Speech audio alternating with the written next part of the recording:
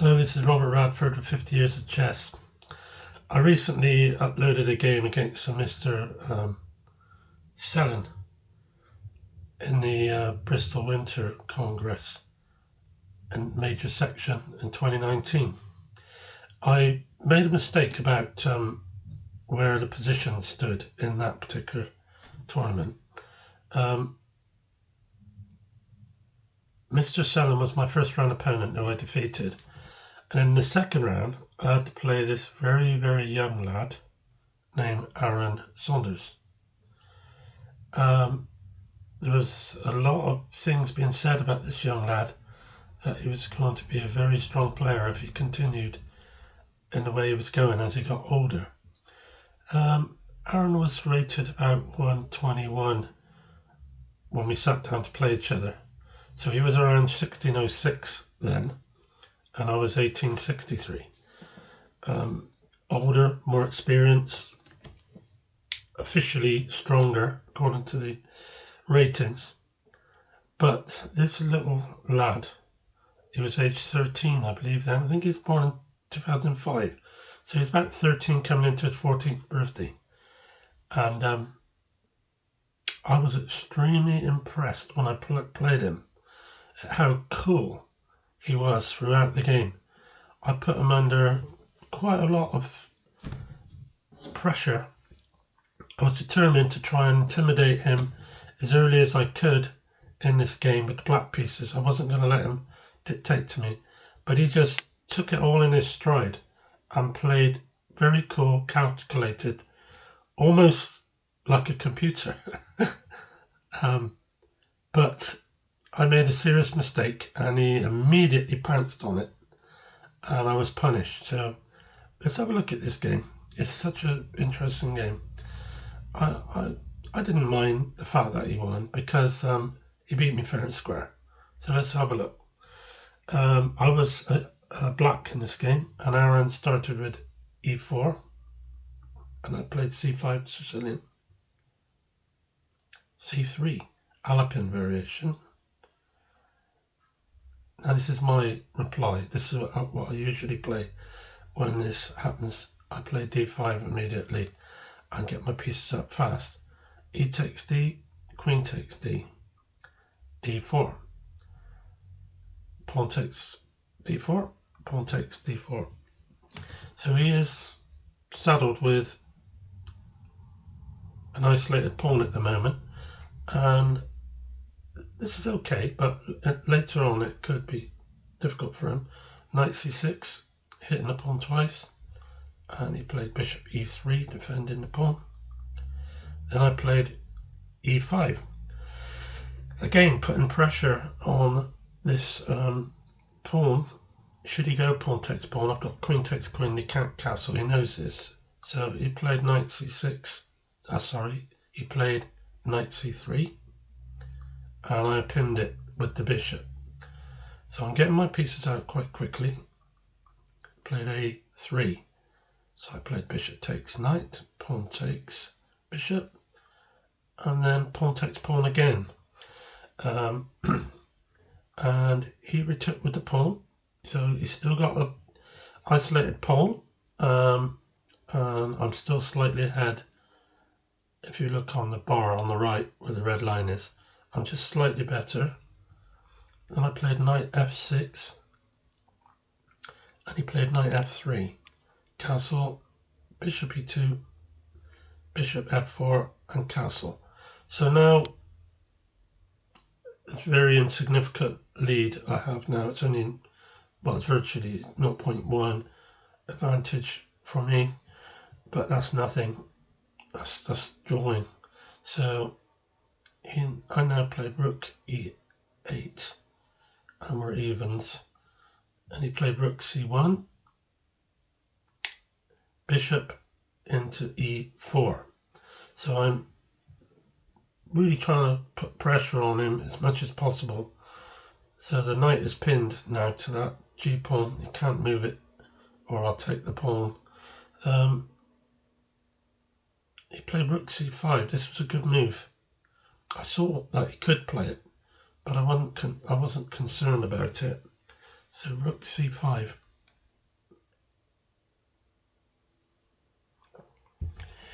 I dropped my queen back to d6, and he played knight to g5, attacking my bishop. So I brought the bishop back to d5, and again I've now got a 0.5 advantage with the black pieces at the moment. He's played queen to c2, and then I played h6 because I don't want him hanging around with that knight. It's stopping me moving my knight on f6 because he can go queen takes h7 check.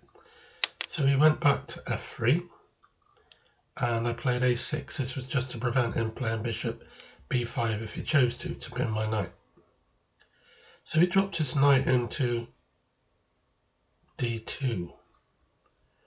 Now, my lead is increased after that move. This was not the best move for him. So I had to try and work out how I could take advantage of this. So I played knight takes d4, winning the pawn. He took the knight, and then I took the bishop on e2. But Aron played a nice move here. He played the bishop back to e3, which locked in my rook. So I'm going to have to give him an exchange at some point. Now, I did see one crafty move, which was bishop b3, attacking the queen, and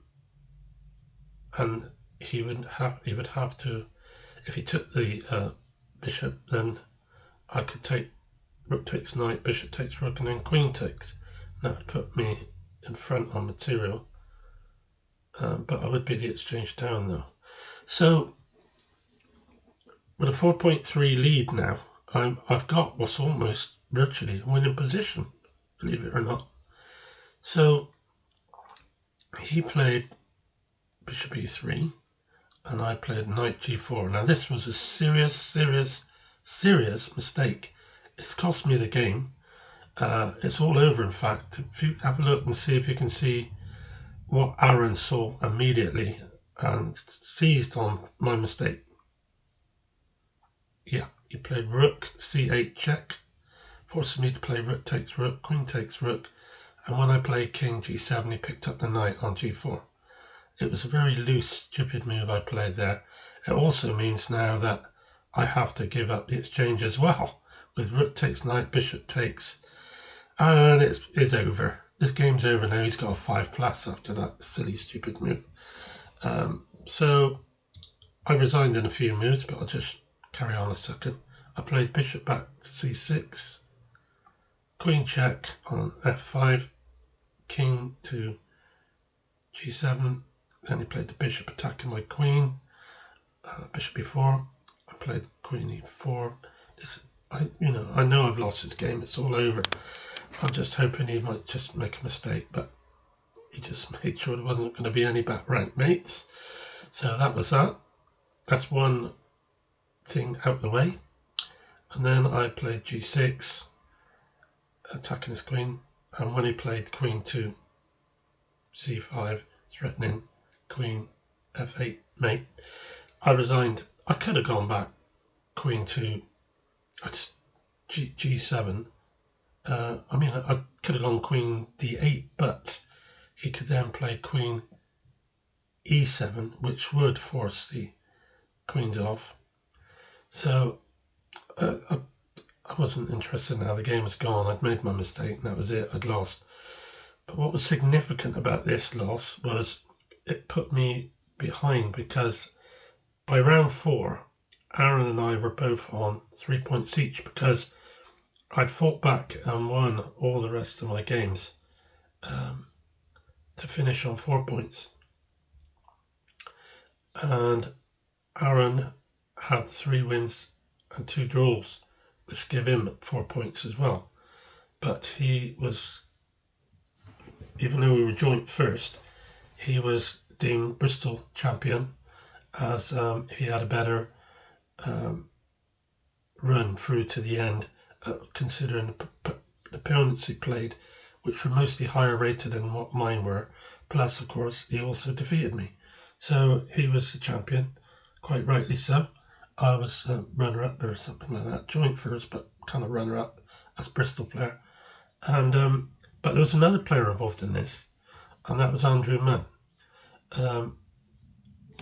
Andrew was leading the tournament at round 4. He was on 3.5, and Aron and I were on 3. And I played Andrew in round 4, and I've already uploaded this game. So that game with Andrew Munn, take a look at it. It was a good game, and Andrew was playing really well in this tournament. He did take a bye in the first round, but he played really well all the way through. He was just unfortunate that he lost to me, but by losing, it put him out of the tournament really, because now he can only get a maximum 3.5, and whatever happened in the last round, unless both Aron and I both lost, he couldn't win. So, and Aron and I ended up being joint first. So there you are. Now, this young man, he's now a national master. He's 20 years old now, and he was, like I said, he was about 13 when I played him. I'm going to show you a picture of him in a moment in 2019, and he didn't look much. He just looks like a little frail little boy sat opposite you, but when we sat down at the board, I said hello to him.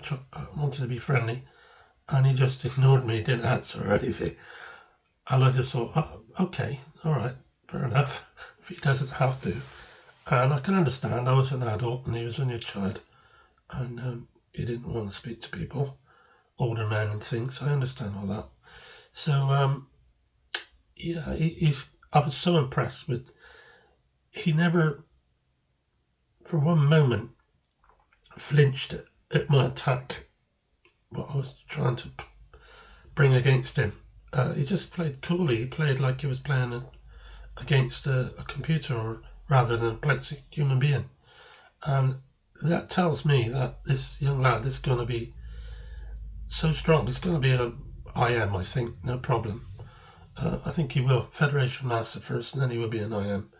Whether he makes it to Grandmaster depends on what he does with his life as he gets older. He may not have time for playing matches abroad and things like that. But he's been doing a lot of chess. He loves playing the game. And we had a spate of them come through, more or less all together. Certainly being produced by Downing Chess Club, which has been a fine example at bringing young players through and giving them a chance to play at a higher level. So I congratulated my young friend for his win, licked my wounds and just got on with the tournament, carried on winning. But it wasn't enough. Aron was champion, and quite rightly so. So thanks for watching, and I hope you enjoy watching this game and seeing this young man at just a young age of 13 defeating me and taking his chance straight away. The one mistake I made and he pounced on it. But I want to show you what could have happened in this game. When I played knight to g4, if we go back, what I should have done was bishop back to c6. I've got a 4.2 lead on him, and I'm winning, but I didn't. Remember I said to you many times, when you have a one game, you have to win it. Well, that applies to me as well, because I was winning this game, according to Stockfish. And that bar on the right there, which tells you I was winning heavily. After bishop to c6, which blocks off his rook to a c8 check, he would, if he'd followed Stockfish, he would have gone back to c4, and then I would have played queen to d5, and I'm threatening mate, which means he can't play f3 to block it, because I've got rook takes e3. So he would have to have given up the exchange, and then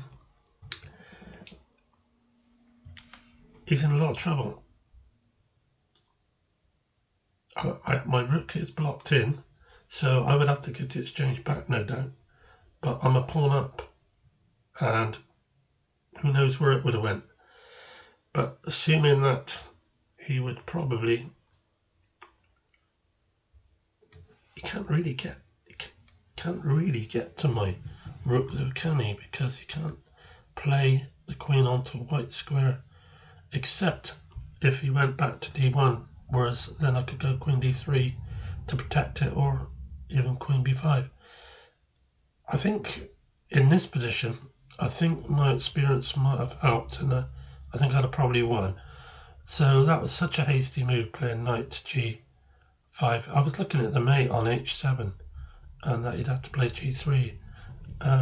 But it wasn't to be, as you know. I played queen to knight to g4, and Aron pounced with rook c8 check, and he did this within about 5 seconds of me playing it, and I thought, oops, oh dear, gone and blown it, the young man's done me. And so remember, when you have a winning game, you have to win it. When you're winning a game, you have to win it. If you don't, you're going to regret it, and I certainly regretted it, but I don't begrudge him winning. So here is a photo I managed to find of young Aron in 2019 when he's playing in a Blitz tournament, and this is exactly how I remember him. This young lad, he was about 13, he looks a lot younger, and he was very small. I'm only a small man myself, but I felt really quite big compared to him in physicality. But he may be slight. He may have been slight then, but he was a much more bigger person over on the board than he looked physically. I can assure you that, and I'm sure there are a lot of people around today who can testify to the fact that this little smiling assassin defeated them soundly. So he's got my respect totally. I'm glad to see that he's come through, and others like him, like young Stubbsy. He's coming through. He's another great little player. I know him and his dad. I've played Master Stubbs, and I've got a game of that game. I may put it on soon. But these youngsters coming through are absolutely terrific. It's great to see, and they're starting to dominate the Bristol League. So thanks again. There he is, young Aron, and he was the Bristol champion in 2019 at major level. A great accomplishment for such a youngster at such a young age. Okay, see you soon. Bye.